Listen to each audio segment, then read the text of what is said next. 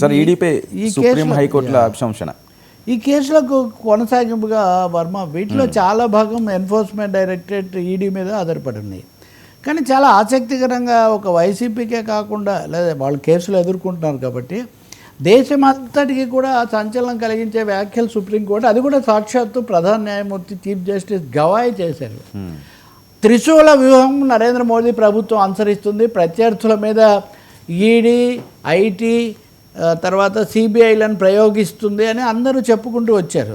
So ఇప్పుడు ఏమన్నారంటే వాళ్ళు నిన్న, మీరు ఏమనుకుంటున్నారా, మీరు రాజకీయ యుద్ధానికి రాజకీయ అస్త్రంగా మీరెందుకు ఉపయోగపడుతున్నారు అని ఎన్ఫోర్స్మెంట్ డైరెక్టరేట్ తరఫున అడ్వకేట్ను ప్రధాన న్యాయమూర్తి ప్రశ్నించారు. ఎన్ఫోర్స్మెంట్ డైరెక్టరేట్ ఎప్పుడు వస్తుంది?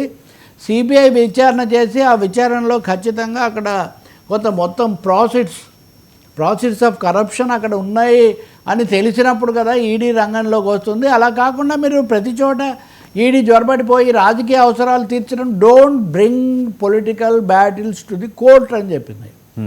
రాజకీయ రంగస్థలం కాదు సుప్రీంకోర్టు, మీరు రాజకీయంగా ప్రత్యర్థుల మీద తీర్చుకోవడానికి మమ్మల్ని మీరు సాధనంగా చేసుకోక. ఇది చాలా పెద్ద మాట. ఇది ఏ మాట అయితే ఇంతకాలం ప్రతిపక్షం, ఓకే జగన్ అనలేదు, వైసీపీ వాళ్ళు టీడీపీ వాళ్ళు అనకపోయినా మిగిలిన ప్రతిపక్షాలనే అంటున్నాయి, వీళ్ళు ఒకరినొకరు అనుకుంటూ వచ్చారు.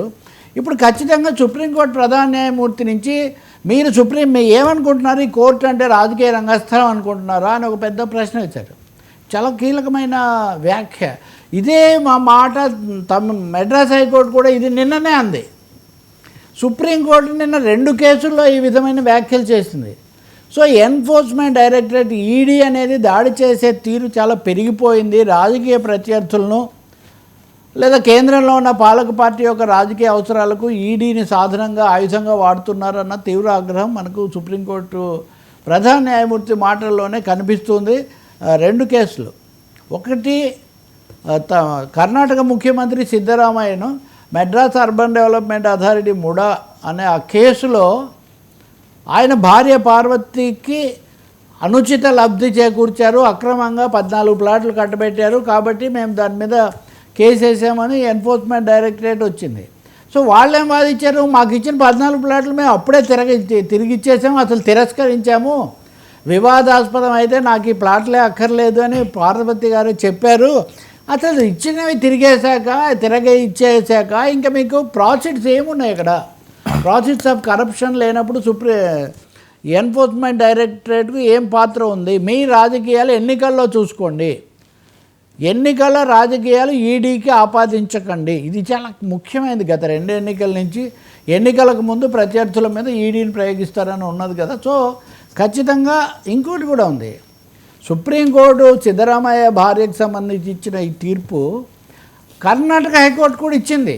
ఓకే, కర్ణాటక హైకోర్టు కూడా సిద్ధరామయ్య కుటుంబానికి రిలీఫ్ కలిగిస్తే దాన్ని సవాల్ చేయడానికి సుప్రీంకోర్టుకు వస్తే సుప్రీంకోర్టు ధర్మాసనం, అదే అందులోనూ ప్రధాన న్యాయమూర్తి ధర్మాసనం తీవ్ర భాషలో దాన్ని తిప్పి చెప్పింది, వెనక్కు కొట్టేసింది.